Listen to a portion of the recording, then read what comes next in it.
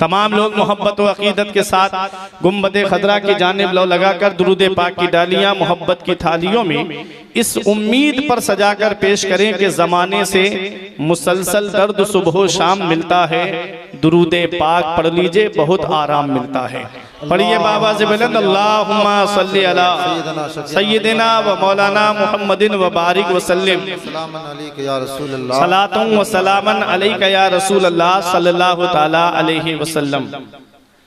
हर दौर में इंसान की मर्जी नहीं चलती, हर दौर में इंसान की मर्जी नहीं चलती, चलती है जब उसकी तो किसी की नहीं चलती।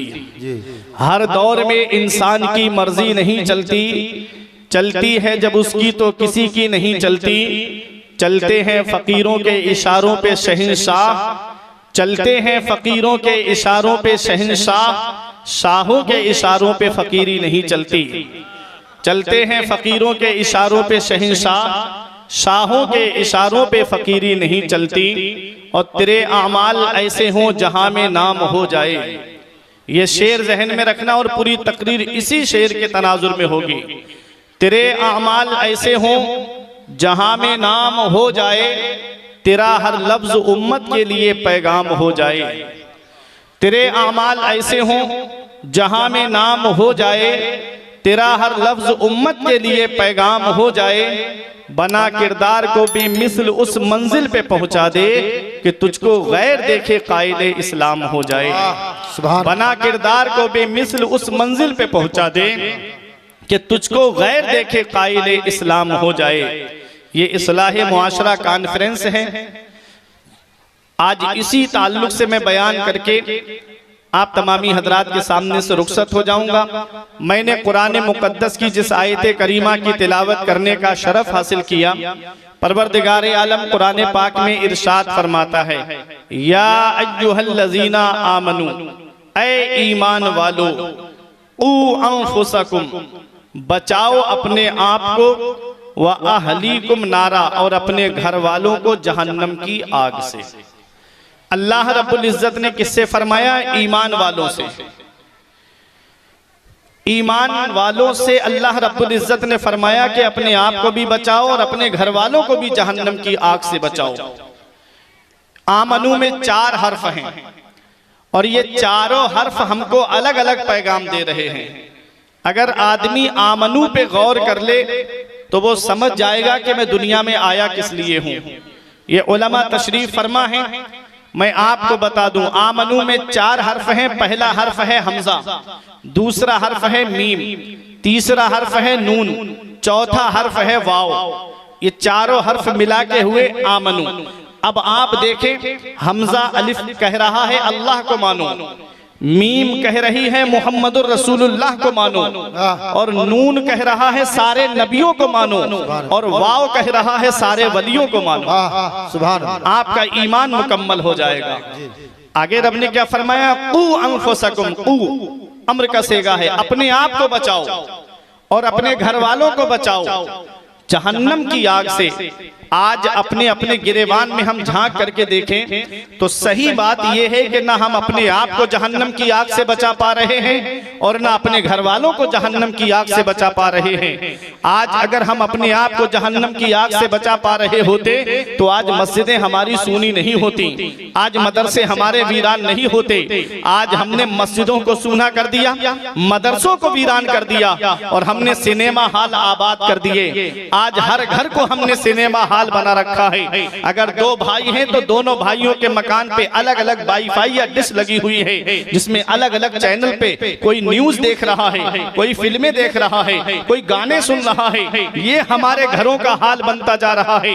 ऐ मेरे प्यारे मुसलमानों, उस जहन्नम की आग से डरो जिसका ईंधन इंसान और पत्थर है। हमारे बुजुर्गों को देखो, हमारे पास तो कोई ऐसी नेकी नजर नहीं आती जिस पर सीना तान के कहें ये नेकी हमको जन्नत में लेकर के जाएगी। तुम क्या समझते हो जलसे में आ गए, एक बार हाथ उठा के नारा लगा दिया तो क्या जन्नत मिल जाएगी? जन्नत मिलना इतना आसान नहीं है जितना आज हमने सोच रखा है। वो अल्लाह है, कादिर मुतलक है, मालिक अलल इतलाक है, अहकमुल हाकिमीन है। मेरा रब चाहे तो गुनहगार से गुनहगार इंसान को जन्नत में डाल दे, और मेरा रब चाहे तो परहेजगार की पकड़ फरमाए। मेरे अजीजों, उस रब की पकड़ से डरो। इन्ना बत्श रब्बिका लशदीद, तेरे रब की पकड़ बहुत सख्त है। जब अल्लाह पकड़ता है तो फिर कोई छुड़ाने वाला नहीं मिलता। अभी चंद सालों पहले कोरोना काल में तुमने नहीं देखा, बड़े बड़े दौलत वाले, पैसे वाले, बड़े बड़े रुपये वाले बेगोरो कफन गंगा नदी के किनारे पड़े हुए थे। घर वाले लेने तक नहीं गए, परिजन उठाने तक नहीं गए, औलाद देखने तक नहीं गई। अरे किस्मत वाला है वो बाप जो औलाद के कांधे पे कब्रिस्तान चला जाए, नसीब वाली है वो औलाद जो बाप के कांधे पे कब्रिस्तान चली जाए। किस्मत वाला है वो रिश्तेदार जो रिश्तेदार के कांधे पे कब्रिस्तान चला जाए। किस्मत वाला है वो पड़ोसी जो पड़ोसी के कांधे पे कब्रिस्तान चला जाए। जाना सभी को है दुनिया से, इस हाल में दुनिया से मत जाना। इधर जनाजा उठे, उधर मोहल्ले के लोग कहें एक जुआरी का जनाजा जा रहा है, एक शराबी का जनाजा जा रहा है, एक अय्याश का जनाजा जा रहा है, आलिमों को सताने वाले का जनाजा जा रहा है, इमामों की शान में गुस्ताखी करने वाले का जनाजा जा रहा है। इस हाल में दुनिया से मत जाना, बल्कि इस हाल में जाना कि इधर जनाजा उठे, उधर इमाम साहब कहें गद्दार मुस्तफा का नहीं,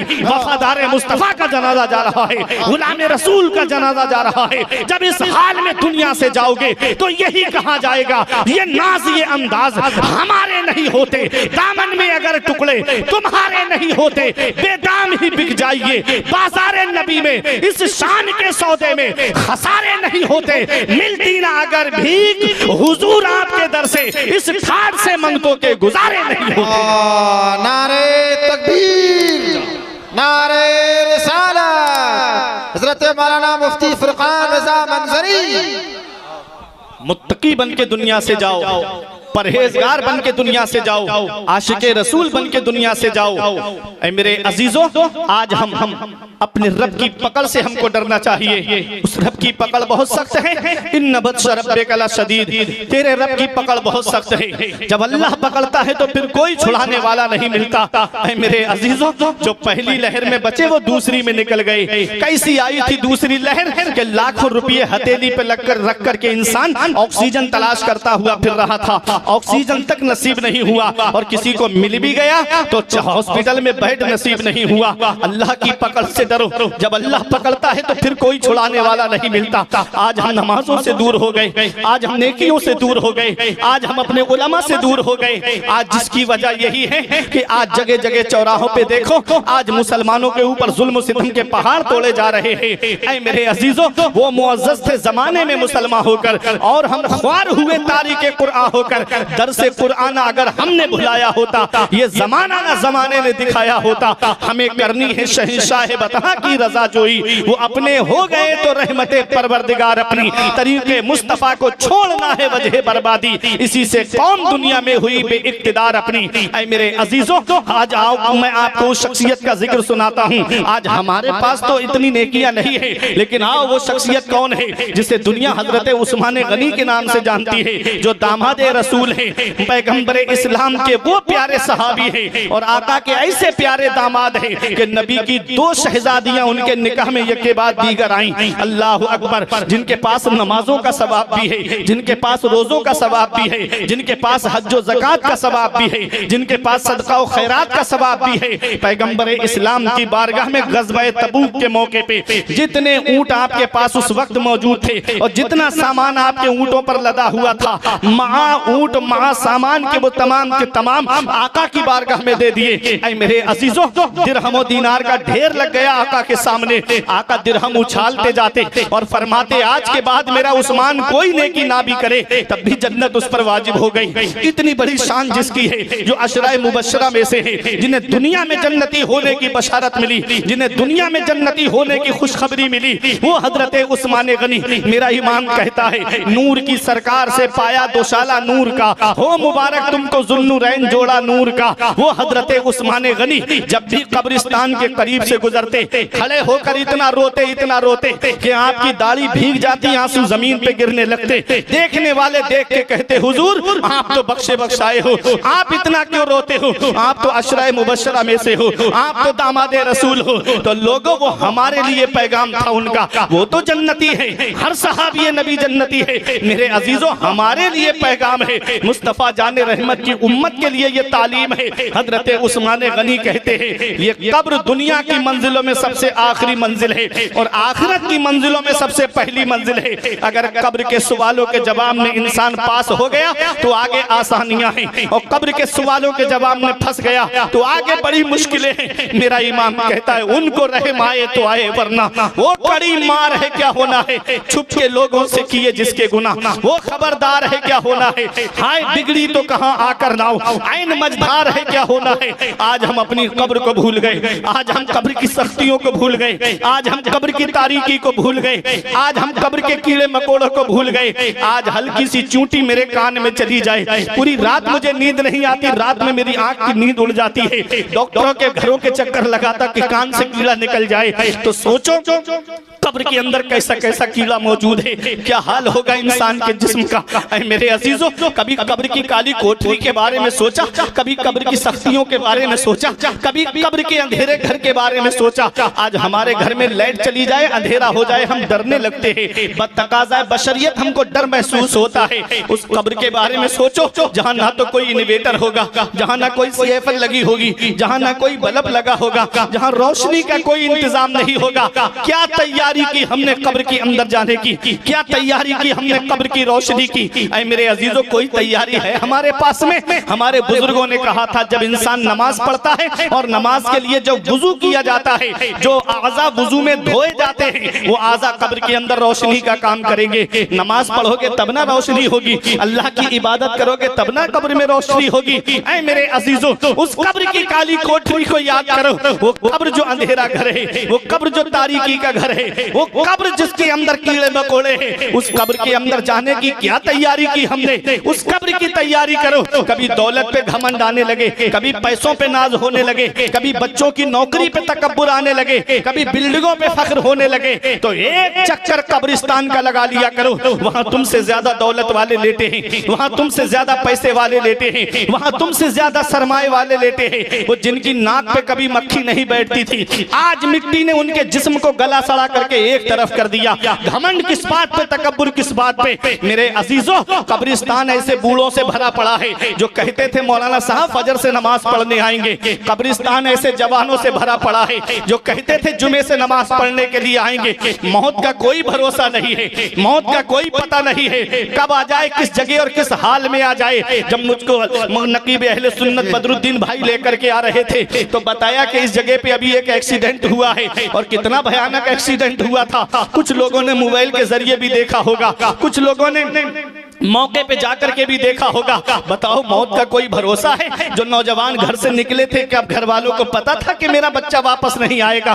ऐ मेरे अजीजों, मौत का कोई भरोसा नहीं, मौत का कोई पता नहीं कब आ जाए, किस जगह किस हाल में आ जाए। और रात रात भर मोबाइल की स्क्रीन पे जागने वालों, और रात रात भर मोबाइल पे फिल्में देखने वालों, और रात रात भर मोबाइल पर गाने सुनने वालों, कानों में ईयरफोन लगाई, ब्लूटूथ ईयरबड्स लगा करके गाड़ी तेज दौड़ा करके रोड पे गाने सुनने वालों, जरा सोचो अगर इसी हाल में दुनिया से चले गए तो कौन है जो कब्र में तुम्हारे काम आएगा? और रात में फिल्में देख करके सोने वालों, अगर फिल्म देख करके सो गए और आंख कब्र के अंदर जा करके खुली तो कौन है जो तुम्हारे काम आएगा? लोगों, दुनिया से जाना सभी को है, इस हाल में दुनिया से जाओ कि इधर जनाजा उठे, उधर इमाम साहब कहे लहद में इश्क रुखे शह का दाग लेके चले, लहद में इश्क रुखे शह का दाग लेके चले, अंधेरी रात सुनी थी चराग लेके चले, तेरे गुलामों का नक्शे कदम है राह खुदा, वो क्या बहक सके जो ये सुराग लेके चले। नारे तकबीर, नारे रिसालत, नारे रिसालत, पैगामे इस्लाम, पैगामे इस्लाम, हजरत मौलाना मुफ्ती फुरकान रजा मंजरी, नारे तकबीर, जिंदाबाद जिंदाबाद। तकी बन के जाओ, परहेजगार बन के दुनिया से जाओ, नेक बन के दुनिया से जाओ, मस्जिद आबाद करके दुनिया से जाओ, अपने आलिमों की मोहब्बत का चिराग दिल में जला के दुनिया से जाओ। आज जो हमारी कौम गफलत की तरफ चली गई, उसकी एक वजह यह भी है कि आज हमारी कौम के नौजवान अपने आलिमों से दूर हो गए। वो 5 मिनट की क्लिप सुन के खुद मुफ्ती बनने की कोशिश करते हैं घर पे बैठ के। जिन मसाइल को समझने के लिए इन उलमा को मदरसे में 10-15 साल लग जाते हैं, आप 5 मिनट की क्लिप में उस मसले को कैसे समझ सकते हो? जिसका जो काम है उसी को ज़ेबा देता है। कपड़ा सिलने वाले से आप जो है घर की चुनाई कराएंगे, मकान बनवाएंगे, तो क्या वो बना पाएगा? और मकान बनाने वाले से कहो कि एक जुब्बा सिल के दे दो, क्या वो सिल के दे पाएगा? ऐसे मसाइल बयान करना इन उलमा का काम है, शरीयत की बातें बताना इन उलमा का काम है। तो आप इन उलमा से हटके अपनी जिंदगी जीना चाह रहे हो? जी। क्या फरमाया इमाम हसन ने? लौलल उलमाओ लसारन नासु मिसलल बहाइम। इमाम हसन फरमाते हैं अगर उलमा ना होते, अगर आलिम ना होते तो कौम जानवरों की तरह हो जाती। अगर आलिम ना होते, लौलल उलमाओ लसारन नासु मिसलल बहाइम, अगर आलिम ना होते तो कौम जानवरों की तरह हो जाती।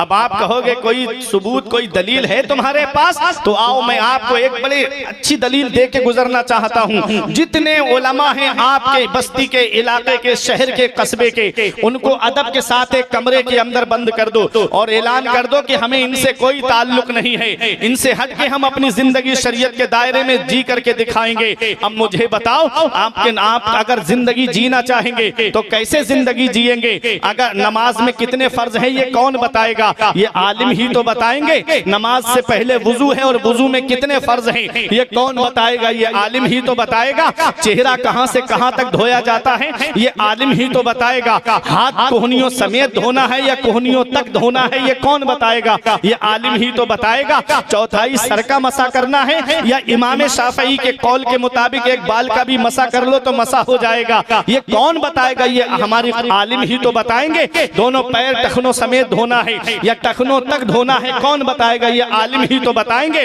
किसी ने तुम्हारे सामने ये कहा हज अब मक्के में नहीं होता है, अमेरिका के व्हाइट हाउस के चक्कर लगाओ हज का सवाब मिलेगा, कोई दलील है तुम्हारे पास में? वलिल्लाहि अलन्नास हिज्जुल बैति मन इस्तताअ इलैहि सबीला, कौन पढ़ के सुनाएगा? ये आलिम ही तो पढ़ करके सुनाएंगे, यही तो दलील देंगे। आज जिन उलमा के जरिए हमारी जिंदगी चल रही है, हमारी जिंदगी, आप देखो बच्चा पैदा होता है तो कान में अजान देने के लिए आलिम ही जाता है, जब जवान हो जाता है तो निकाह पढ़ाने के लिए आलिम ही तो आता है, जब वो इंतकाल कर जाता है तो नमाज जनाजा पढ़ाने के लिए आलिम ही तो आगे आता है। अरे मौलवी, तुम्हारे पैदा होने से लेकर के मरने तक की जरूरत है, और सिर्फ मरने तक ही नहीं, मरने के बाद तक की जरूरत है। तीजे की फातिहा में आलिम आता है, 10वें की फातिहा में आलिम आता है, 20वें की फातिहा में आलिम आता है, 40वां बरसी में आलिम ही तो आता है। तो इन उलमा के करीब हो जाओ। इमाम हसन फरमाते हैं लौलल उलमाउ लसारन नासु मिसलल बहाइम,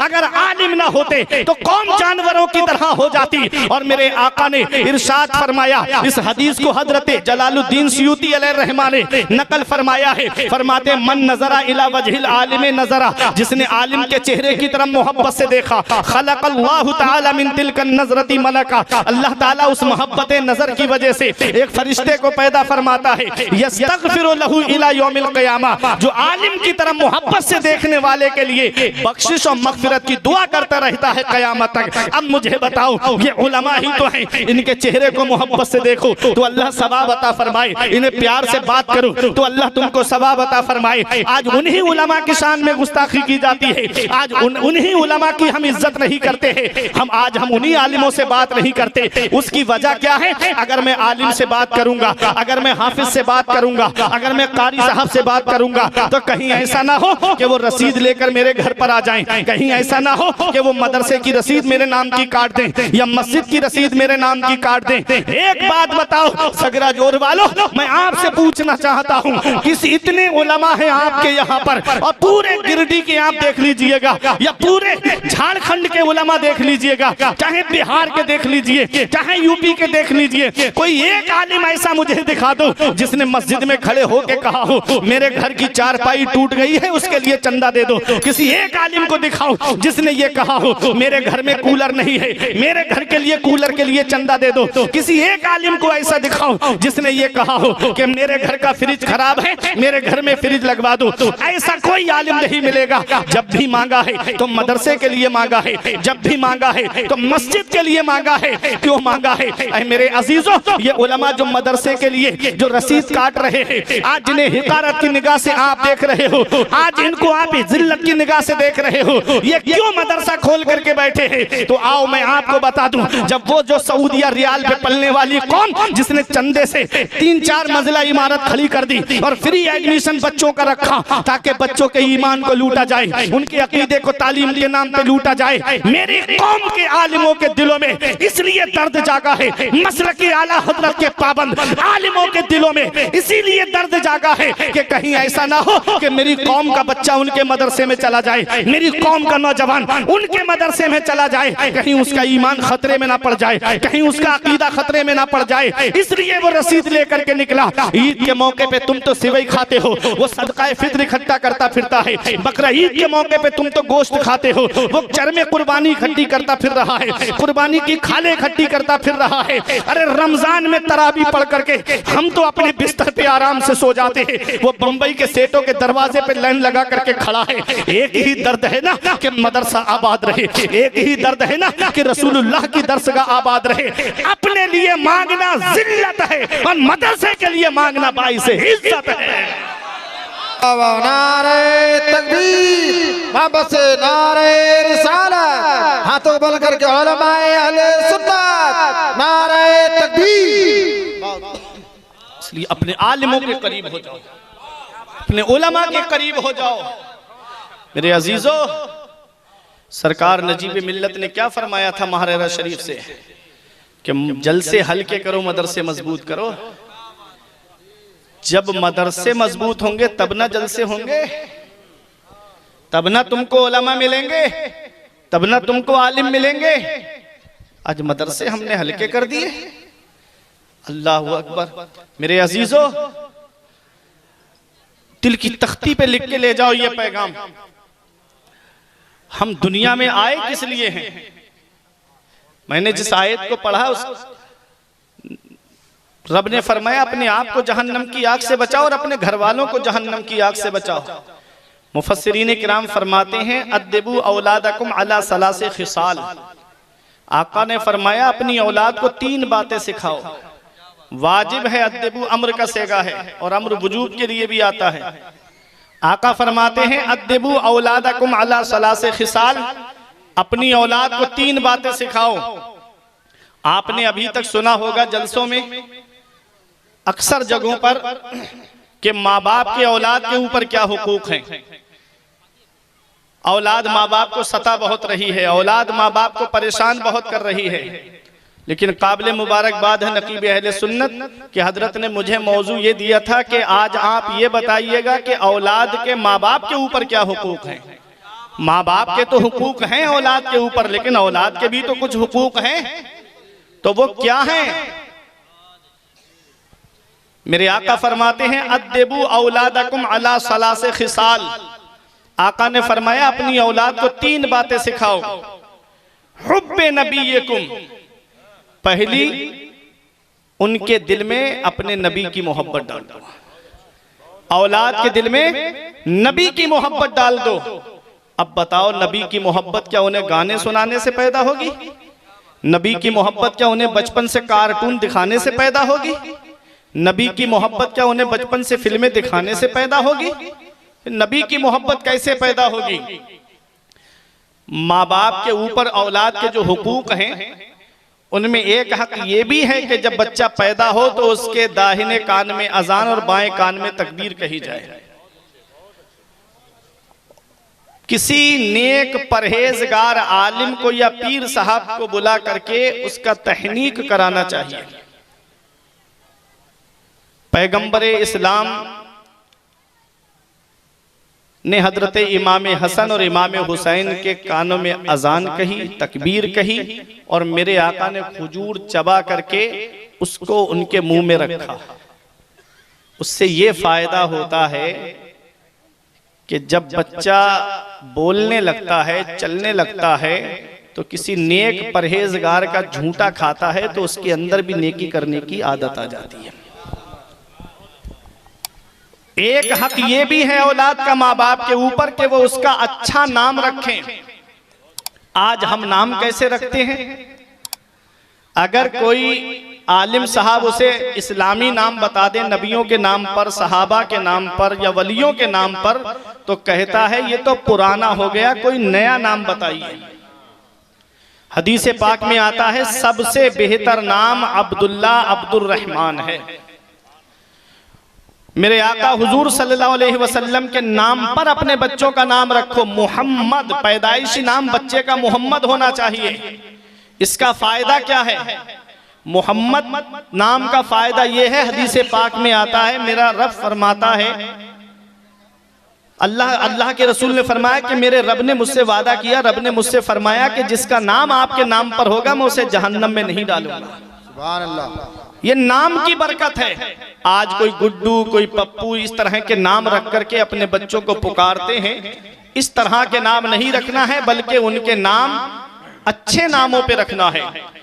एक हक ये भी है औलाद का माँ बाप के ऊपर कि जब वो उस बोलने लगे तो उसकी अच्छे से तरबियत करें, उसकी अच्छे से तालीम करें। और आज हमारा हाल क्या है? हम सोचते हैं कि अगर बच्चे को मदरसा भेजेंगे, बच्चे को हाफिज बनाएंगे या आलिम बनाएंगे तो वो क्या करेगा, कितनी तनख्वाह मिलेगी। आज मदरसे और मस्जिदों के अंदर अपने बच्चों को अमीर लोग पढ़ने नहीं भेज रहे हैं, गरीब तबके के लोग अपने बच्चों को मदरसा पढ़ने के लिए भेज रहे हैं। इल्ला माशाल्लाह, मैं सबको नहीं कहता, जिनके दिल में दीन का दर्द है वो भेजते हैं। मेरे अजीजों, आज गौर से सुनिएगा, बच्चे को मदरसा भेजो, कुरान पढ़ने के लिए भेजो। ये हक है औलाद का माँ बाप के ऊपर कि वो उसकी अच्छे से तालीम और तरबियत करे। आज हम सोचते हैं कि बच्चा डॉक्टर बनेगा तो ज्यादा कमाएगा, इंजीनियर बनेगा तो ज्यादा कमाएगा, प्रोफेसर बन जाएगा तो ज्यादा दौलत लेकर के आएगा। ये तो सबका ईमान और अकीदा है ना कि किस्मत से ज्यादा रिस्क किसी को नहीं मिलता है। इन उलमा की किस्मत भी अल्लाह ने लिखी है, और डॉक्टर इंजीनियर की किस्मत भी इन उलमा के साथ साथ देख रहे हैं, उलमा की किस्मत भी अल्लाह ने लिखी, और डॉक्टर, इंजीनियर, प्रोफेसर, मास्टर, सबकी तकदीर भी अल्लाह ने लिखी है। लेकिन आपने देखा होगा कि डॉक्टर भी आकर के आलिम साहब से कहता है हजरत मेरे लिए दुआ कर देना, इंजीनियर भी कहता है हजरत मेरे लिए दुआ कर देना, प्रोफेसर भी आकर के कहता है हजरत मेरे लिए दुआ कर देना। अब आप जरा सोचिएगा क्या मकाम है इन उलमा का, अब आप सोचिएगा क्या शान है इन उलमा की। पैगंबर इस्लाम ने क्या फरमाया है? अद्दिबू औलादकुम अला सलासे खिसाल, अपनी औलाद को 3 बातें सिखाओ। हुब्बे नबीयकुम, उनके दिल में नबी की मोहब्बत डाल दो। व हुब्बे अहले बैती, आका फरमाते हैं मेरे अहले बैत की मोहब्बत उनके दिल में डाल दो। व क़िराअतिल कुरान, और कुरान पढ़ना अपनी औलाद को सिखाओ। नबी की मोहब्बत दिल में कैसे पैदा होगी? जिसके दिल में नबी की मोहब्बत होती है, जिसके दिल में नबी का प्यार होता है, जिसके दिल में नबी से सच्ची अकीदत होती है, वो कभी इर्तिदाद की तरफ कदम नहीं उठाएगा। आज हमारी कितनी मुस्लिम बेटियां इर्तिदाद की तरफ चली गई, वजह यही है कि उनके दिल में नबी की मोहब्बत नहीं, उनके दिल में नबी का प्यार नहीं। हमने हमारे घरों का माहौल इस्लामी माहौल नहीं, आज हमारे घरों के अंदर शरीयत का माहौल नहीं। वही हमारे घरों के अंदर एक साहब मुझे मिले रोते हुए, कहते हैं मौलाना साहब मेरी बेटी मेरे चेहरे पे कालिक पोत कर चली गई, मैं कहीं मुंह दिखाने के काबिल नहीं रहा। मैंने कहा इसके जिम्मेदार तुम हो। उसने कहा मैं कैसे जिम्मेदार हो सकता हूँ? मैंने कहा इसके जिम्मेदार तुम ही हो।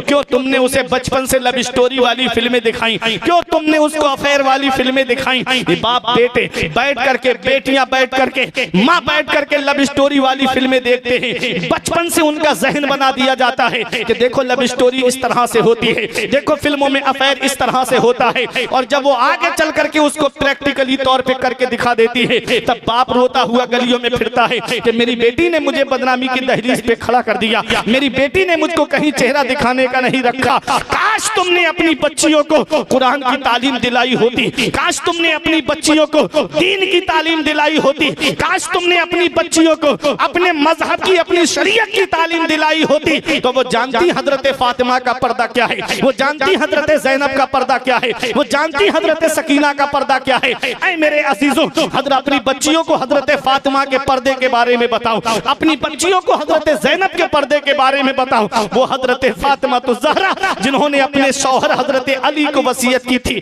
कि जब मेरा इंतकाल हो जाए तो मेरा जनाजा रात के अंधेरे में निकालना। मौला अली ने कहा इमामुल अंबिया की बेटी हो, रात के अंधेरे में जनाजा निकालूं, ऐसा क्यों? कहा जिस फातिमा के सर के बाल को आसमान के चांद सूरज ने नहीं देखा, उसके जनाजे पर किसी गैर महरम की नजर पड़े, ये फातिमा को पसंद नहीं है। अल्लाह अकबर। वो हजरत फातिमा का पर्दा, मेरा इमाम कहता है जिनका आंचल न देखा मोहम्मद ने, उस रिदाए नज़ाहत पे लाखों सलाम। सैयदा जाहिदा तैयबा ताहिरा जाने अहमद की राहत पे लाखों सलाम। खूने खैरुल रसूल से है जिनका खमीर, उनकी बेलौस तीनत पे लाखों सलाम। वो हजरत फातिमा तो ज़हरा है, उनका पर्दा अपनी बेटियों को बताओ, उनका पर्दा अपनी बहनों को बताओ। हजरत ज़ैनब का पर्दा बताओ कि जब बचपन में कुरान पढ़ रही थी, चादर का किनारा सरक गया सर से। हजरत फातिमा ने कहा बेटी ज़ैनब सर से चादर न उतरने देना, नाना मुस्तफा नाराज हो जाते हैं। हजरत ज़ैनब ने कहा अम्मी नाना मुस्तफा नाराज हो जाते हैं। कहा हाँ बेटी।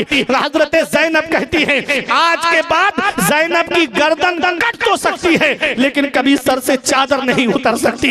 ये हजरत ज़ैनब का पर्दा अपनी बेटियों को बताओ, ये हजरत ज़ैनब का पर्दा अपनी बहनों को बताओ। वो हजरत सकीना कि जब इमाम हुसैन का सर मुबारक यजीद के दरबार में दमिश्क में पहुंचने वाला था, एक सहाबी रसूल ने देखा इमाम हुसैन का सर है, नवासा रसूल का सर है, रोते हुए आए और काफिले के करीब पहुंचे। कुछ दिरहम दीनार उनकी थैली के अंदर थे, ले जाकर के हजरत सकीना को देने लगे। कहा कि ये दिरहम और दीनार मुझसे कबूल कर लो, मैं तुम्हारे नाना का गुलाम हूँ, मैं तुम्हारे नाना का सहाबी हूँ। हजरत सकीना ने कहा हमें नहीं चाहिए। कहा मुझसे कबूल कर लो। कहा मुझे नहीं चाहिए, अगर ये देना है तो ये उसे दे दो जिसके हाथ में मेरे बाबा के सर वाला नेजा है। कहा इससे तुम्हें क्या फायदा होगा? कहा सरे मुबारक हमारे बराबर में चल रहा है, लोगों की नजरें हमारे चेहरों पर पड़ रही हैं, ये सरे मुबारक आगे चला जाएगा, लोगों की नजरें सरे मुबारक पर होंगी, हमारा पर्दा महफूज रहेगा। अल्लाह अकबर। मेरे अजीजों, अपने घर के अंदर जब जाओ तो अपनी बेटियों को हजरत ज़ैनब का पर्दा बताओ,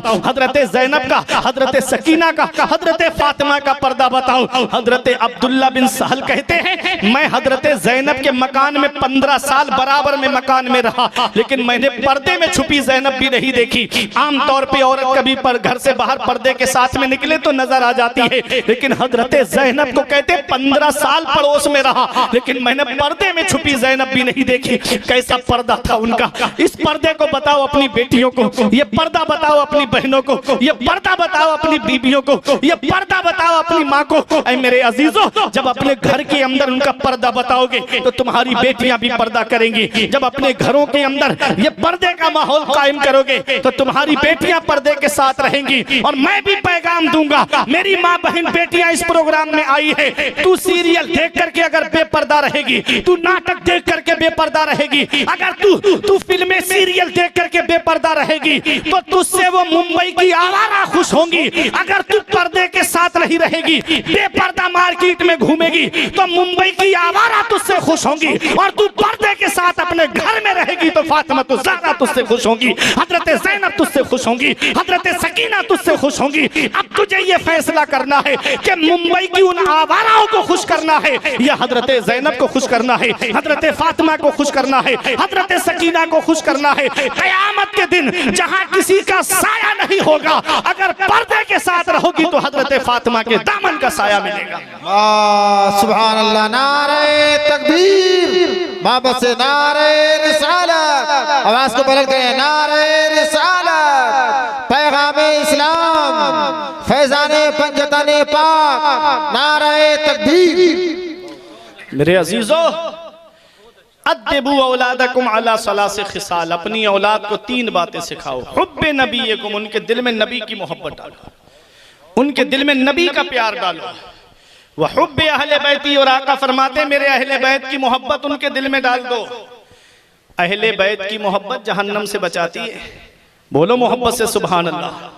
अहले बैत की मोहब्बत जहन्नम से बचाती है, नबी की मोहब्बत जहन्नम से बचाती है। खतीब बगदादी की रिवायत है, मेरे आका फरमाते हैं राई तो लैलता उसरिया भी अला बाबिल जन्नत मकतूबा। जब मैं मेराज को तशरीफ ले गया तो मैंने जन्नत के दरवाजे पे लिखा हुआ देखा। सहाबा अर्ज करते हैं या रसूल अल्लाह क्या लिखा हुआ है? आका फरमाते हैं लिखा है ला इलाहा इल्लल्लाह मुहम्मदुर रसूलुल्लाह सल्लल्लाहु तआला अलैहि वसल्लम। लिखा है अलीयुन हिब्बुल्लाह, फातिमतु खियारतुल्लाह, अल हसन वल हुसैन सिफ़तुल्लाह व अला बाग़िहिम लानतुल्लाह। मेरे आका फरमाते जब मैं मेराज को तशरीफ ले गया तो मैंने जन्नत के दरवाजे पे कलमा शरीफ लिखा हुआ देखा और लिखा है अली अल्लाह का महबूब है, फातिमा अल्लाह की पसंदीदा बंदी है, हसन और हुसैन अल्लाह के चुनीदा बंदे हैं और उनके दुश्मन के ऊपर लानत है। ये जन्नत के दरवाजे पे लिखा हुआ है। अब मुझे बताओ प्यारे मुसलमानों, मैं आपसे पूछना चाहता हूँ जन्नत के दरवाजे पे किसका नाम लिखा है? मैं नकीब अहले सुन्नत बदरुद्दीन हनफी साहब के मकान पर जाऊं तब तक घर के अंदर दाखिल नहीं हो सकता जब तक हनफी साहब की इजाजत नहीं होगी। मैं हजरत अल्लामा गुलाम सरवर साहिब किबला के मकान पर जाऊं तब तक घर में दाखिल नहीं हो सकता जब तक अल्लामा साहब की इजाजत नहीं होगी। मैं शमीम फैजी साहब के मकान पर जाऊं तब तक घर में दाखिल नहीं हो सकता जब तक शमीम फैजी साहब की इजाजत नहीं होगी। मैं नसीम सहर गयाबी साहब के मकान पर जाऊं तब तक घर में नहीं जा सकता जब तक गयाबी साहब की इजाजत नहीं होगी। मैं इब्राहिम फैजी साहब के मकान पर जाऊं तब तक घर में नहीं जा सकता जब तक फैजी साहब की इजाजत नहीं होगी। बताओ इस्लाह मुआशरा कॉन्फ्रेंस में आने वालों, जन्नत के दरवाजे पे किसका नाम लिखा है? जन्नत के दरवाजे पर मेरे नबी का नाम लिखा है, जन्नत के दरवाजे पर मौला अली का नाम लिखा है, जन्नत के दरवाजे पर हजरत फातिमा का नाम लिखा है, जन्नत के दरवाजे पर इमाम हसन का, इमाम हुसैन का नाम लिखा है। जब तक पंजतन इजाजत नहीं देंगे किसी का बाप भी जन्नत में दाखिल नहीं हो सकता है। बाग जन्नत के हैं बहरे मदहा खाने अहले बैत, तुमको मुजदा नार का है दुश्मनाने अहले बैत। उनकी पाकी का खुदाए पाक करता है बयां, आया ए ततहीर से जाहिर है शाने अहले बैत। बेअदब गुस्ताख फिरके को सुना दे ए हसन, यूं कहा करते हैं सुन्नी दास्ताने अहले बैत। मेरे अजीजों, अपनी औलाद के दिल में अहले बैत की मोहब्बत डालता है। व किरातिल कुरान, अब सुने, उनको कुरान पढ़ना सिखाएं। क्या फरमाया मेरे आका ने? उनको कुरान पढ़ना सिखाएं। अगर कुरान पढ़ना नहीं सिखाया, मदरसे में नहीं भेजा, दीनी तालीम उनको नहीं दिलाई और कयामत के दिन वो गुनाहों की वजह से जहन्नम में जाने लगा। इमाम गजाली फरमाते हैं ऐसी औलाद अपने रब की बारगाह में कहेगी मौला मैं अकेला नहीं जाऊंगा, अपने बाप को जहन्नम में साथ लेकर जाऊंगा।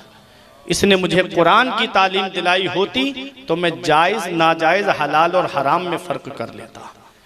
इसने मुझे कुरान नहीं पढ़ाया इसलिए मैं अकेला नहीं जाऊंगा, इसे साथ जहन्नम लेकर जाऊंगा। दौलत औलाद के लिए जमा करके गए, पैसा औलाद के लिए जमा करके चले गए, 3-3 मंजिला बिल्डिंग बना के औलाद को दे के चले गए। हाल क्या हुआ? मरने के बाद वही औलाद जहन्नम में ले जाने का जरिया बन गई। काश इस औलाद को हाफिज कुरान बनाया होता, काश इस औलाद को आलिम दीन बनाया होता तो ये औलाद जन्नत में ले जाने का जरिया बन जाती है। अब कितना फर्क है आज के माँ बाप में और पहले के माँ बाप में। आप देखें हजरत बायजीद बुस्तामी की वालिदा ने अपने बेटे को मदरसा पढ़ने भेजा। देखिए हजरत बाबा फरीद की वालिदा ने उनको मदरसा पढ़ने भेजा। गरीब नवाज की वालिदा ने उन्हें मदरसा पढ़ने भेजा। सरकार गौसे आजम की वालिदा ने मदरसा पढ़ने भेजा। और सरकार गौसे आजम अभी 11वीं का महीना गुजरा है ना, सरकार गौसे आजम तो पैदाइशी वली हैं, गौसे आजम तो मादरजाद वली हैं। उन्हें पढ़ने की क्या जरूरत थी, उन्हें मदरसा जाने की क्या जरूरत थी? अरे तब तक कोई वली बनता ही नहीं है जब तक गौसे आजम के दस्तखत नहीं हो जाते।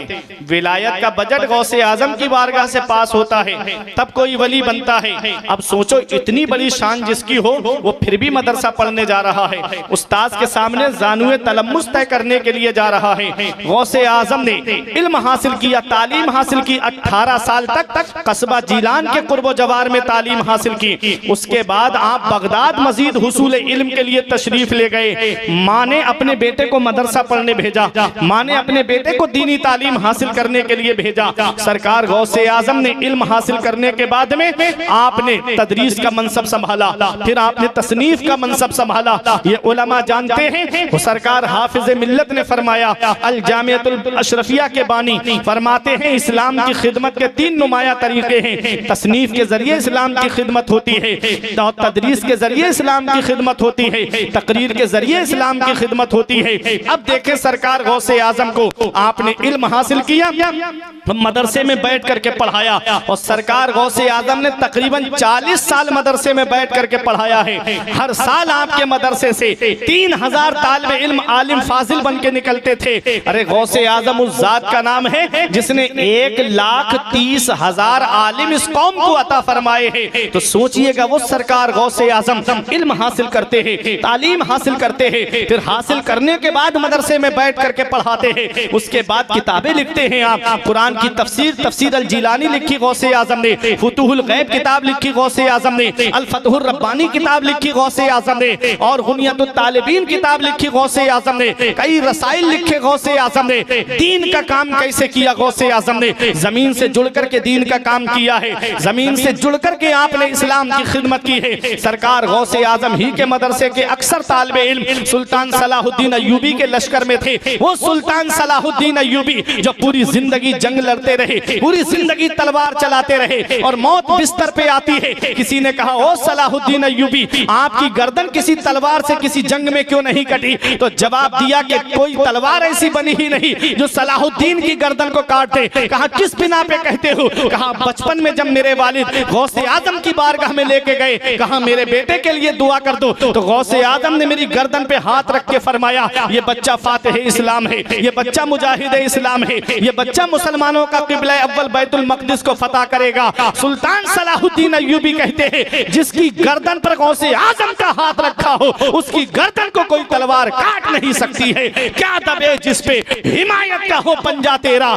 शेर को खतरे में लाता नहीं कुत्ता तेरा। सुभान अल्लाह। नारे तकबीर, नारे रिसालत, फैज़ाने गौसे आज़म, नारे तकबीर। पहले के माँ बाप हैं जो अपने बच्चे को मदरसा भेज रहे हैं, क्योंकि वो जानते हैं ना कि आका ने फरमाया अपनी औलाद को कुरान पढ़ना सिखाओ, अपनी औलाद को दीनी तालीम हासिल कराओ, अपनी औलाद को दीन पढ़ना सिखाओ। ऐ मेरे अजीजों, आज हम अपने बच्चों को मदरसा नहीं भेजते। ये जरूरी है, हमें अपने बच्चों को कुरान की तालीम दिलानी है, हमें अपने बच्चों को अपने मजहब की तालीम दिलानी है। पहले अपने बच्चों को कुरान की तालीम दिलाओ, हदीस की तालीम दिलाओ, फिर उसके बाद चाहे डॉक्टर बनाओ, चाहे इंजीनियर बनाओ, चाहे प्रोफेसर बनाओ, उसके बाद जो चाहो वो बनाओ। जब कुरान की तालीम तुम्हारे बच्चों के पास होगी तो यूनिवर्सिटी में कोई उनके ईमान को लूट नहीं पाएगा। तुम्हारे बच्चों के पास तुम्हारे मजहब की तालीम होगी तो कॉलेज के अंदर कोई उनके अकीदे पे हमला नहीं कर पाएगा। और जब कुरान और हदीस की तालीम ही नहीं होगी उनके पास में, तो वो आकर के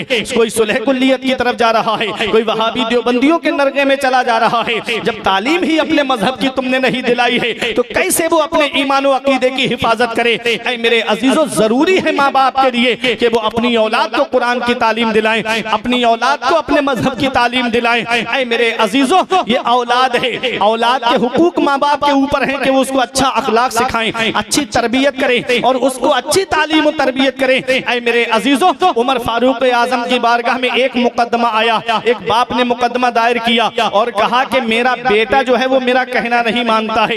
उसके बेटे को बुलाया गया। उमर फारूक आजम ने उसके बेटे को बुला करके कहा कि तू अपने बाप की फर्माबरदारी क्यों नहीं करता, तू अपने बाप का कहना क्यों नहीं मानता? उसने कहा, हुजूर पहले मेरे एक सवाल का जवाब दीजिए। उमर फारूक आजम फरमाते, क्या तेरा सवाल है? उसने कहा, पहले ये बताएं, सिर्फ माँ बाप के ही औलाद के ऊपर हक है या औलाद के भी हक है माँ बाप के ऊपर? तो कहा कि औलाद के भी हक है माँ बाप के ऊपर। कहा, कौन से हक हैं? तो हजरत उमर फारूक आजम ने 3 हक बताए। कहा एक हक तो ये है कि माँ बाप के ऊपर के औलाद का अच्छा नाम रखें। कहा ठीक है। कहा दूसरा हक ये है कि वो उसे कुरान की तालीम सिखाएं। कहा और उमर फारूक आजम ने फरमाया कि कुरान की तालीम दिलाएं, अच्छा नाम रखें। कहा और कहा कि उसका अकीका करें। अल्लाह अकबर। जब ये बताया तो उसने कहा मेरे बाप को बुलाइए। जब उसको बुलाया गया तो कहा इससे पूछो इसने मेरा क्या नाम रखा है। कहा क्या नाम रखा है। कहा नाम इसने मेरा नाम जोल रखा, जो बाथरूम की जगह पे जो कीड़ा होता है उसे जोल कहते हैं। कहा इसने मेरा ये नाम रखा है। उमर फारूक आजम ने फरमाया और कहा कि इससे पूछिएगा क्या इसने मेरे लिए मुझको कुरान पढ़ना सिखाया। तो पूछा क्या कुरान पढ़ना सिखाया। कहा नहीं सिखाया। आपने फरमाया कि उमर फारूक आजम ने तीसरा हक कि अच्छी औरत से निकाह करे ताकि नस्ल जो है वो ताकि औलाद नस्लदार पैदा हो। ऐ मेरे अजीजों ये कहा तो पूछा कि इससे पूछिएगा इसने निकाह किससे किया। कहा 4000 में खरीदी हुई बांदी से इसने निकाह किया। अल्लाह अकबर। उमर फारूक आजम ने जलाल में आकर के फरमाया सिर्फ तेरे ही हक नहीं है औलाद के बल्कि औलाद के भी हक है तेरे ऊपर। हमको चाहिए कि हम जो आज रोना रो रहे हैं कि मेरा बेटा मुझे छोड़ के चला गया, आज जो हम रोना रो रहे हैं कि मेरा बेटा मुझे बहुत परेशान कर रहा है, आज जो हम रोना रो रहे हैं कि मेरा बेटा मेरे काम नहीं आ रहा है, जरा गौर करो बचपन में तुमने उनको उसकी तरबियत कैसे की, तुमने उसको तालीम कैसी दिलाई। मैंने अक्सर उलमा हुफ्फाज को देखा है अगर आपको बुढ़ापे में जिंदगी सुकून के साथ गुजारनी है तो अपने बच्चों में किसी एक बच्चे को आलिम या हाफिज जरूर बना देना, क्योंकि कुरान के अंदर अल्लाह ने फरमाया है वबिल वालिदैन एहसाना, माँ बाप के साथ में भलाई करो। ये कुरान पढ़े हुए होंगे तब जानेंगे कि माँ बाप का हक क्या है, माँ बाप की फरमाबरदारी हमें कैसे करनी है। और जब कुरान ही नहीं पढ़ाओगे तो जैसे जैसा माहौल देखते जाएंगे उसी माहौल में वो ढलते चले जाएंगे। जब कुरान की तालीम दोगे बुढ़ापे में जिंदगी सुकून से गुजरेगी। जब कुरान की तालीम बच्चों को दोगे तो बुढ़ापे में जिंदगी आराम से गुजरेगी। हाँ मैं मानता हूँ कितने माँ बाप है जो घरों के अंदर आंसू बहा रहे हैं, कितने माँ बाप है जो घरों के अंदर रो रहे हैं। आज औलाद उनसे बात तक नहीं करती, आज औलाद उनसे प्यार से कलाम तक नहीं करती। मैंने देखा है हालात, कभी कभी स्टेशनों पे जाता हूँ तो आंखों में आंसू आ जाते हैं कि जवान औलाद जिसे छोड़ के चली जाए, भीख मांगता हुआ बाप फिर रहा है, माँ भीख मांग करके गुजारा कर रही है। कितने माँ बाप हैं जो बुढ़ापे में आंसू बहा रहे हैं, कितने माँ बाप हैं जो घर के अंदर रो रहे हैं। ऐ मेरे अजीजों मैं मानता हूँ ये बात है आज मेरे मुआशरे में। इमाम गजाली का वो कौल मुझे याद आता है कि पहली मोहब्बत है माँ बाप की जो दुनिया में बदला मांगती है। अगर तुम अपने माँ बाप के साथ भलाई करोगे तो तुम्हारी औलाद तुम्हारे साथ भलाई करेगी। अगर तुमने अपने माँ बाप के साथ भलाई नहीं की तो बुढ़ापे में ये उम्मीद लगा के मत बैठना कि तेरी औलाद तेरा सहारा बन जाएगी। और मेरे अजीजों बुढ़ापे की दहलीज पर पहुंच करके आज अपनी औलाद से खिदमत की उम्मीद रखने वालों पहले ये भी तो सोचो तुमने अपने माँ बाप की कितनी खिदमत की है, तुम अपने माँ बाप की कितनी फरमाबरदारी करके आए हो। अल्लाह अकबर। माँ बाप के 3 एहसान तो ऐसे, माँ के 3 एहसान तो ऐसे है कि औलाद पूरी जिंदगी माँ की खिदमत करे तब भी उन एहसानों का बदला नहीं चुका सकती। पहला एहसान के वो 9 महीने अपने शिकम में रखती है, दूसरा एहसान के वो औलाद को जन्म देती है, तीसरा एहसान के वो 2 साल तक अपना खून जिगर औलाद को दूध की शक्ल में पिलाती है। अल्लाह अकबर। ये 3 एहसान ऐसे हैं माँ के कि औलाद पूरी जिंदगी माँ की खिदमत करे तब भी माँ के इन एहसानों का बदला नहीं चुका सकती। औलाद माँ बाप की खिदमत करे और ये सोचे कि मैं उनकी खिदमत से बरी हो गया तब भी उनकी खिदमत का बदला नहीं चुका सकती। एक सहाबी ने कहा या रसूल अल्लाह मैंने अपनी माजूर माँ को अपने कांधे पे बिठा करके हज कराया है, क्या मैंने अपनी माँ का हक अदा कर दिया। आका ने फरमाया तेरी पैदाइश के वक्त जो तेरी माँ को दर्द उठे थे उन दर्दों में से एक दर्द का तूने अभी बदला नहीं चुकाया है। पूरी जिंदगी का एहसान उतारने की बात तो बहुत दूर की बात है। माँ कितनी परेशानियां उठाती है, माँ कितनी दिक्कतों का सामना करती है, माँ कितनी परेशानियों से गुजरती है। आज ये उस बेटे को क्या पता जिसे मोबाइल चलाने से फुर्सत नहीं मिलती, जिसे फेसबुक देखने से फुर्सत नहीं मिलती, जिसे इंस्टा चलाने से फुर्सत नहीं मिलती, जिसे यूट्यूब पे गंदी तस्वीरें देखने से फुर्सत नहीं मिलती। वो क्या जाने कि उसके माँ बाप ने कितनी परेशानियां उठाई है, वो क्या जाने कि उसके माँ बाप ने कितनी दिक्कतों का सामना किया है। ऐ मेरे अजीजों, याद रखना, हर चीज गूगल पे नहीं मिलेगी, हर चीज यूट्यूब पे नहीं मिलेगी, हर चीज सोशल मीडिया पे नहीं मिलेगी। कुछ जिंदगी जीने के तरीके माँ बाप के पास बैठने से आते हैं, कुछ जिंदगी जीने के तरीके माँ बाप के पास बैठने से मिलते हैं। बाप अल्लाह की कितनी बड़ी नेमत है। कभी लगे मेरे बाप ने मेरे लिए क्या किया है, तो उनके करीब बैठ करके उनकी सफेद दाढ़ी की तरफ देखना, उनके चेहरे की झुर्रियों की तरफ देखना, उनके हाथों की लकीरों की तरफ देखना। मैंने एक दिन पूछा अपने अब्बा से, अब्बा मेरे हाथ की लकीरें नजर आ रही हैं, आपके हाथ की लकीरें कहां चली गई? तो ऐ सगरा जोत वालों एक जवाब दिया था कि बेटा तुम्हारी तकदीर जब बनाते बनाते हमारे हाथ की लकीरें मिट गई। बाप क्या नहीं करता अपनी औलाद के लिए? बाप कौन सी कुर्बानी नहीं देता अपनी औलाद के लिए? बाप कौन सी परेशानी नहीं देता अपनी औलाद के लिए? कभी तुम्हें लगे मेरे बाप ने मेरे लिए क्या किया है, तो चले जाया करो पाला जोरगी की तरफ, वहां पर जाकर के देखो रोड पर कुछ लोग बस लेकर के खड़े होंगे, कोई ऑटो रिक्शा लेकर के खड़ा है। चले जाया करो मधुपुर रेलवे स्टेशन की तरफ, रात के 2 बजे 3 बजे कैसी नींद आती है ये इन उलमा से पूछिए। ये प्रोग्राम करने वाले जो उलमा शोरा है, आप इनसे पूछो कि बाप क्या होता है, ये बताएंगे कि माँ क्या होती है। रात के 2 बजे 3 बजे जब जलसा करके घर पे जाओ, तो रात के 2 बजे 3 बजे जब सख्त कोहरा होता है, ऐसे आलम में भी घर के दरवाजे से पर जब गाड़ी पहुंचती है, तो घर के अंदर से पहली आवाज अगर किसी की आती है, तो वो या तो माँ की आती है कि बेटा दरवाजा खोलते हैं, या बाप की आवाज आती है कि बेटा अभी दरवाजा खोलते हैं। ये माँ बाप है जिनकी नजरें दरवाजे पे लगी रहती है कि अभी मेरा बेटा घर पे नहीं आया, अभी मेरा लाल घर पे नहीं आया। आज वही माँ बाप बूढ़े हो गए, हमने उनके बिस्तर घर से बाहर कर दिए। आज उन्हीं माँ बाप के जिस्म की हड्डियों ने जवाब दे दिया, हमने उनकी चारपाई घर से बाहर कर दी। हमारे कमरे में कूलर चले, एसी चले, जाड़ों में गर्म हीटर लगाए हमारे कमरों में। माँ बाप है कि तीनों झोपड़ियों में रह के अपनी जिंदगी गुजार रहे हैं। क्या इस दिन के लिए बाप ने औलाद को जवान किया था? क्या इस दिन के लिए बाप ने औलाद को पाला था? हमारे बुजुर्गों ने कहा बाप आंगन में लगे हुए पेड़ की तरह होता है। जब शिद्दत की धूप पड़ती है, जब शिद्दत की गर्मी पड़ती है, जब गरम गरम लू के थपेड़े होठों को खुश्क कर देते हैं, ऐसे आलम में आदमी पेड़ के नीचे बैठे सुकून मिल जाता है, पेड़ के नीचे कुर्सी डाल के बैठो आराम मिल जाता है। हमारे बुजुर्गों ने कहा बाप आंगन में लगे हुए पेड़ की तरह है। जिस दिन ये पेड़ आंगन से उखड़ गया, उस दिन धूप भी परेशान करेगी, गरम गरम लू के थपेड़े भी परेशान करेंगे। ऐसे माँ बाप के साये की ना कदरी न कर, ऐसे माँ बाप के साये की ना कदरी न कर। धूप काटेगी बहुत जब ये शजर गिर जाएगा। धूप कैसी भी हो साया नहीं खोने देता, धूप कैसी भी हो साया नहीं खोने देता, राह कैसी भी हो बेबस नहीं होने देता। बेच के अपना लहू चाहे वो रोटी लाए, बाप औलाद को भूखा नहीं सोने देता। नारे तकबीर, नारे रिसालत, सुभान अल्लाह। बेच के अपना लहू चाहे वो रोटी लाए, बाप औलाद को भूखा नहीं सोने देता। दिया था अब्बा ने जो एक झूमर बेच डाला था, दिया था अब्बा ने जो एक झूमर बेच डाला था, खुशी से अपने अरमानों का दफ्तर बेच डाला था। बुलंदी मिल गई तो भूल बैठे हैं वही बेटे, कभी जिनके लिए अम्मी ने जेवर बेच डाला था। बुलंदी मिल गई तो भूल बैठे हैं वही बेटे, कभी जिनके लिए अम्मी ने जेवर बेच डाला था। मेरे अजीजों, बाप क्या है इसका पता तब चलता है जब हम खुद बाप बनते हैं। जब खुद की औलाद होती है ना, तब एहसास होता है कि बाप क्या होता है। आका के वसीले से कभी तो नमाज से, औलाद माँ ने मांगी थी बंदा नवाज से। अब्बा की आंख का जो चश्मा ना ला सके, मरने के बाद आते हैं बेटे जहाज से। ये हाल है आज की औलाद का। मेरे अजीजों, हर चीज गूगल पे नहीं मिलेगी, कुछ जिंदगी जीने के तरीके माँ बाप के पास बैठने से मिलते हैं। अपने माँ बाप के पास बैठो, जहां माँ बाप के हुकूक औलाद के ऊपर हैं, वहीं औलाद के भी हुकूक माँ बाप के ऊपर हैं। माँ बाप के हुकूक तो बहुत हैं, उन्हीं हुकूक में से आला हजरत से पूछा गया कि आला माँ बाप के हुकूक क्या हैं, तो आला हजरत ने बहुत लंबी फहरिस्त गिनाई है उसकी।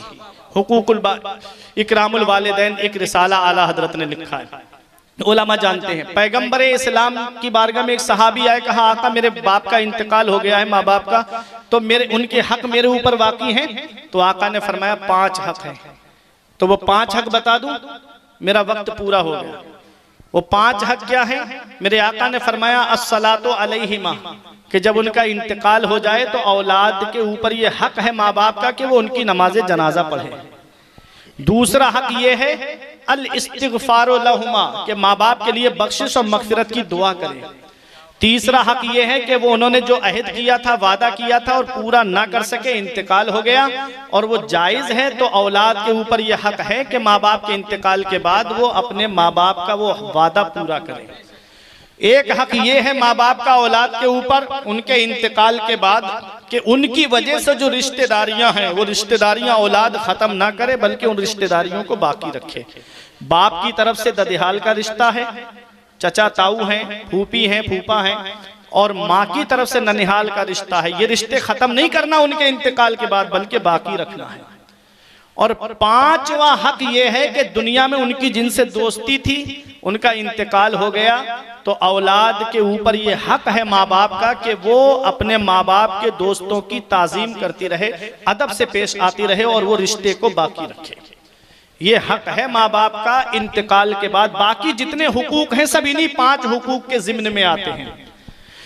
तो औलाद के हक आपने जान लिए कि जब पैदा हो तो कान में बच्चे के अजान कहे, तहनीक कराए, अच्छा नाम रखे और उसके बाद अच्छा अखलाक सिखाए, उससे अच्छी तरबियत करे उसकी। और जब 7 साल का हो जाए तो नमाज पढ़ने के लिए कहे, और जब 10 साल का हो जाए तो मार मार के नमाज पढ़वाए। ये 7 साल की उम्र से नमाज के लिए क्यों फरमाया मेरे आका ने?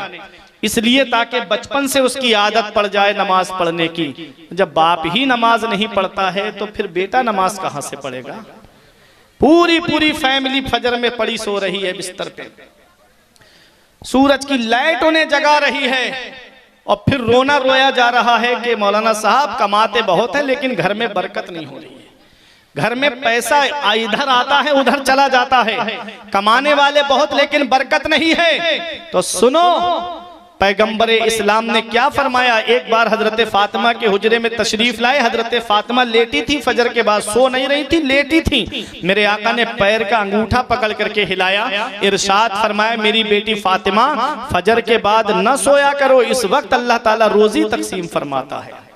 आज हम बड़े बड़े बिस्तरों पे सो रहे हैं और सूरज की लाइट हमको जगा रही है। उधर मुअज्जिन पुकार के कह रहा है हय्या अलस सलाह, आओ नमाज की तरफ, हय्या अलल फलाह, आओ कामयाबी की तरफ। और हम अपने घरों के अंदर पड़े पड़े बिस्तरों पे सो रहे हैं। ऐ मेरे अजीजों, जब दुनिया से जाओ तो अल्लाह की इबादत करके दुनिया से जाओ, मुत्तकी बन के दुनिया से जाओ, परहेजगार बन के दुनिया से जाओ, अपना घर अपने घर का माहौल इस्लामी माहौल बना करके दुनिया से जाओ। दुनिया तुम्हें मिटाने के लिए तुली हुई है और आज तुम अपने रब की इबादत से दूर हो जा रहे हो। जो अपने रब की बारगाह में झुकता है सारी दुनिया उसके सामने झुकती है, और रब की बारगाह में नहीं झुकता है फिर सबके सामने झुकता हुआ नजर आता है। अगर तुम कामयाब होना चाहते हो, अगर तुम तकर्रुब इल्लाह की मंजिल पे गामजन होना चाहते हो, तो मस्जिदों को आबाद करो। कोई तुम्हारा कुछ नहीं कर पाएगा। तुम अपने रब को राजी करो, अपने रसूल को राजी करो। अल्लाह राजी, उसका रसूल राजी। दुनिया में भी आराम से रहोगे और मरने के बाद कब्र में भी आराम से रहोगे। और जब मैदान हश्र में आओगे तो यही कहोगे खुल्द में होगा हमारा दाखिला, इस शान से हम तो या रसूल अल्लाह का नारा लगाते जाएंगे। मेरे अजीजों, अल्लाह ने कुरान में फरमाया या अय्युहल्लज़ीना आमनू कू अनफुसकुम व अहलीकुम नारा, ऐ ईमान वालों अपने आप को जहन्नम की आग से बचाओ और अपने घर वालों को जहन्नम की आग से बचाओ। उन्हीं हुकूक में से एक हक और मैं आपको बता दूं, फिर उसके बाद मेरी तकरीर खत्म होने जा रही है। माँ बाप के ऊपर एक हक ये भी है औलाद के लिए। ऐ मेरे अजीजों, वो हक क्या है? मेरे अजीजों गौर से सुनिएगा। औलाद का हक माँ बाप के ऊपर एक ये भी है कि वो उसके लिए नेक परहेजगार लड़की को उसकी दुल्हन के लिए इंतखाब करें।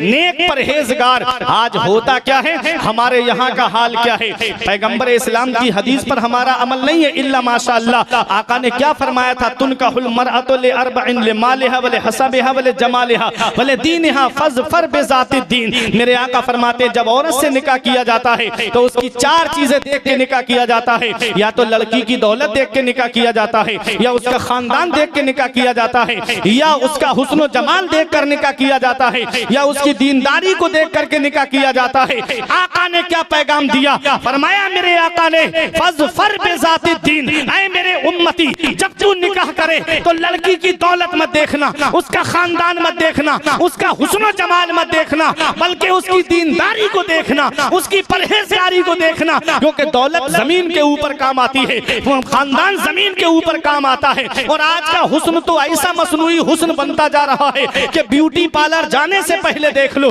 ब्यूटी पार्लर से आने के बाद में देख लो, ये हुस्न कोई हुस्न है? ऐ मेरे अजीजों, पैगंबर इस्लाम ने फरमाया फज़फर बिज़ाति दीन, तुम दीनदार लड़की को इख्तियार करना, क्योंकि दीनदारी जमीन के ऊपर भी काम आती है, जमीन के नीचे भी काम आती है। दीनदार लड़की को इख्तियार करो। ये जहन से बातें निकाल दो कि हमें शादी में इतना जहेज चाहिए, ये बातें अपने जहन माइंड से निकाल दो कि मैं अपने लड़के की शादी करूंगा तो मुझे ये गाड़ी चाहिए, वो गाड़ी चाहिए। कोई इंसान किसी इंसान को क्या देता है? आदमी सिर्फ वसीला है, खुदा देता है, वो राज़िक है, गिज़ा कीड़ों को देता है, वो पत्थर में भटकता फिरता है। इंसान को रोजी के चक्कर में उड़ाने भर हवाओं में या लगा गोते समंदर में, मिलेगा बस वही जितना के लिखा है मुकद्दर में। जितना अल्लाह ने तुम्हारी तकदीर में लिखा है तुम्हें उतना ही मिलेगा, जितना तुम्हारी किस्मत में लिखा है तुम्हें उतना ही मिलेगा। तो अल्लाह की रजा में राजी होके ले लो, या तुम अल्लाह अल्लाह रब्बुल इज्जत की रजा में राजी ना होकर के वो मुतालबा करते हुए फिरो कि मुझे ये चाहिए जहेज में, मुझे ये चाहिए जहेज में। आज कितनी मुस्लिम बेटियां इर्तिदाद की तरफ चली गई, एक आंसू हमारी आंख से नहीं निकलता। उसकी बहुत सारी वजह है, लेकिन एक वजह यह भी हमारे सामने आई कि जो जहेज की लंबी लंबी डिमांडें चल रही है, अल्लाह ने बेटा दिया था, अल्लाह ने नूर नजर दिया, अल्लाह ने चश्मो चराग दिया, अल्लाह का शुक्र अदा करते। किसी किसी के घर में तो चराग जलाने वाला तक नहीं है, तुम्हारे घर में चराग जलाने वाला तो है। सुन्नत के मुताबिक उसका निकाह करते, सुन्नत के मुताबिक उसकी शादी करते। बेटा क्या मिला? ऐसा लगता है जैसे कुदरती भीख मांगने का लाइसेंस मिल गया। बेटा क्या मिला? ऐसा लगता है जैसे कुदरती भीख मांगने का परमिट मिल गया कि मुझे बेटे की शादी में ये सामान चाहिए, मुझे बेटे की शादी में ये सामान चाहिए। अल्लामा गुलाम सरवर साहब बदरुद्दीन भाई, एक साहब हमारे इलाके में मिले, बोले मौलाना मुझे मोटरसाइकिल चाहिए शादी में। बाप दादा ने मेहनत की कमाई से एक टूटी साइकिल नहीं खरीद पाए, उसे मोटरसाइकिल चाहिए। हमने कहा परेशान मत हो, हमारे साथ मस्जिद में चल, जुमे का दिन है, एक जुमा, दो जुमा, तीन जुमे तकरीर करूंगा। अल्लाह ने अपने हबीब के सदके में वो हुनर, वो कमाल दिया है कि 3 जुमों में इतना चंदा इकट्ठा हो जाएगा कि तेरे लिए एक स्प्लेंडर गाड़ी आ जाएगी। तुम मस्जिद के दरवाजे पर रुमाल बिछा के बैठ जाना। आंखें चढ़ा के कहता है मुझसे, मौलाना क्या मुझे भिखारी समझते हो? क्या तुमने मुझे भीख मांगने वाला समझा है? हमने कहा नादान, भिखारी सिर्फ उसे नहीं कहते जो कटोरा लेके दरवाजे दरवाजे मांगता फिरे, भिखारी सिर्फ उसे नहीं कहते जो दामन फैला करके दुकान दुकान मांगता हुआ फिरे, भिखारी सिर्फ उसे नहीं कहते अरे जो गली गली मांगता हुआ फिरे, भिखारी उसे भी कहते हैं जो जहेज की लिस्ट बना करके ससुराल के दरवाजे पे मांगता हुआ फिरे। भिखारी कई किस्म के हैं, कोई 1 रुपए में राजी हो जाता है, कोई 5 रुपए में राजी हो जाता है, और कोई 50 रुपए में भी राजी नहीं होता। ऐसे ही इसमें भी भिखारी है। हमने कहा हम मांगने से मना नहीं करते, मांगना मोमिन की शान है, लेकिन कहाँ मांगना चाहिए ये नकीबे अहले सुन्नत से मत पूछो, ये अल्लामा गुलाम सरवर से मत पूछो, ये अल्लामा इब्राहिम फैजी से मत पूछो, ये शमीम फैजी से मत पूछो, ये नसीम सहर गयाबी से मत पूछो, ये इन उलमा शोरा हुफाज आइम्मा से मत पूछो कि हमें कहाँ मांगना है। चलो बरेली की सरजमीन पर आला हजरत की बारगाह में और कहो इमाम इश्क मोहब्बत हमें मांगना है, कौन हमें देगा? तो आज भी गुम्बदे रजा से यही आवाज आती है, कौन देता है? देने को मुंह चाहिए। कौन देता है? देने को मुंह चाहिए। देने वाला है सच्चा हमारा नबी, वाला है सच्चा हमारा नबी। मांगने वाले मंगतों को यूं चाहिए, मांगना और किसी से भी क्यों चाहिए? कौन देता है? देने को मुंह चाहिए। देने वाला है सच्चा हमारा नबी। ये दुनिया वाले देंगे 1-2 साल में खत्म हो जाएगा, मदीने वाले अता फरमाएंगे नस्लें खाएंगी, तब भी उसकी बरकत खत्म नहीं होगी। हातिम ताई के पोते ने कहा मेरा दादा वो है जो 7 दरवाजों से बांटता है, और बांटने की शान ये है कि लेने वाला एक बार ना मेरे दादा की चौखट पे आ जाए तो एक पे लेकर के दूसरे पे आए तब भी देता है, दूसरे से तीसरे पे आए तब भी देता है, सातों दरवाजों पे बारी बारी आए तब भी मेरा दादा मना नहीं करता है। ये हातिम ताई की सखावत है, ये मेरे दादा की सखावत है कि सातों दरवाजों पे बारी बारी देता है। अब मेरा आखिरी जुमला, इन उलमा की मोहब्बत, अब आपकी भी मोहब्बत, अगर सच्ची मोहब्बत है नबी की शरीयत से तो अब आप खामोश नहीं रहेंगे। हातिम ताई के पोते ने कहा मेरा दादा सातों दरवाजों से बांटता है और बांटने की शान ये है कि बारी बारी सातों पे आए तब भी मेरा दादा देता है, मना नहीं करता। आले रसूल ने कहा, सैयद ने कहा वो तेरा दादा है दादा जो सात दरवाजों से बांटता है तब भी साइल का सवाल पूरा नहीं होता, उसकी ख्वाहिश पूरी नहीं होती। एक पे लिया दूसरे पे आ गया, दूसरे पे लिया तीसरे पे आया, सातों पे बारी बारी आया, फिर भी ख्वाहिश पूरी नहीं हुई। मेरा नाना वो है जो एक चौखट से बांटता है, एक दरवाजे से बांटता है और बांटने की शान ये है कि लेने वाला एक बार नाना की चौखट पर आ जाए तो कयामत तक किसी के सामने हाथ नहीं फैलाता है। मर्तबा क्या कोई जाने शहेबाला तेरा, आसमानों पे मलाइक में है चर्चा तेरा, तू सखी ऐसा कि हातिम भी है मंगता तेरा। वाह क्या जूदो करम है शहेबत हा तेरा, नहीं सुनता ही नहीं मांगने वाला तेरा, नहीं सुनता ही नहीं मांगने वाला तेरा। मांगेंगे मांगी जाएंगे, मुंह मांगी पाएंगे। सरकार में ना लाहे ना हाजत अगर की है, बा खुदा खुदा का यही है दर, नहीं और कोई मफर मकर। जो वहां से हो यहीं आके हो, जो यहां नहीं तो वहां नहीं। मांगना है अल्लाह से मांगो, मांगना है रसूलुल्लाह से मांगो। कोई इंसान किसी इंसान को क्या देता है? आदमी सिर्फ वसीला है, खुदा देता है। और जरदार देखकर न जमींदार देखकर, रिश्ता करो नबी का वफादार देखकर। शादी करो तो ऐसी करो सादगी के साथ जैसे अली का अक्द हुआ फातिमा के साथ। निकाह आसान करो, बेजा फजूलियात, फजूल खर्चियात, फजूलियात और जो आम खर्चे चल रहे हैं उन्हें कम करो। मदरसे मजबूत करो, मस्जिद के इमामों का ख्याल रखो, अपने आलिमों का ख्याल रखो। मेरे आका ने फरमाया कयामत के करीब दीन का काम भी बगैर पैसे के नहीं होगा। अब जैसा पैसा आप खर्च करेंगे वैसा ही आलिम दीन आपको मिलेगा। मेरे अजीजों, इन उलमा का ख्याल रखो, अपने आलिमों का, अपने इमामों का, मदरसे के मुदर्रिसीन का और अपने घर वालों के दरमियान शरीयत का माहौल कायम करो। ऐ ईमान वालों, अपने आप को जहन्नम की आग से बचाओ और अपने घर वालों को जहन्नम की आग से बचाओ। परवरदिगार आलम की बारगाह में दुआ है, मेरे कुछ अर्ज करने में सबकत लिसानी की वजह से या बतकाज़ाए बशरियत कोई गलती हो गई हो तो मौला मुझे माफ़ फरमाए। अस्तगफिरुल्लाह रब्बी मिन कुल्ले ज़ंबि व अतूबु इलैहि। कलमा तय्यब पढ़े, ला इलाहा इल्लल्लाहु मुहम्मदुर रसूलुल्लाह सल्लल्लाहु ताला अलैहि वसल्लम। ये जिंदगी सवारी दिलशाद कीजिए, लम्हात जिंदगी के ना बर्बाद कीजिए। जब मकसद हयात इबादत खुदा की है, पढ़िए नमाज, मस्जिदें आबाद कीजिए। सभी के सामने एक दिन जरूर आता है, ये हुस्न फानी है लेकिन गुरूर आता है। सभी के सामने एक दिन जरूर आता है, ये हुस्न फानी है लेकिन गुरूर आता है। किसी क्रीम से पाउडर से कुछ नहीं होता, नमाज पढ़ने से चेहरे पे नूर आता है।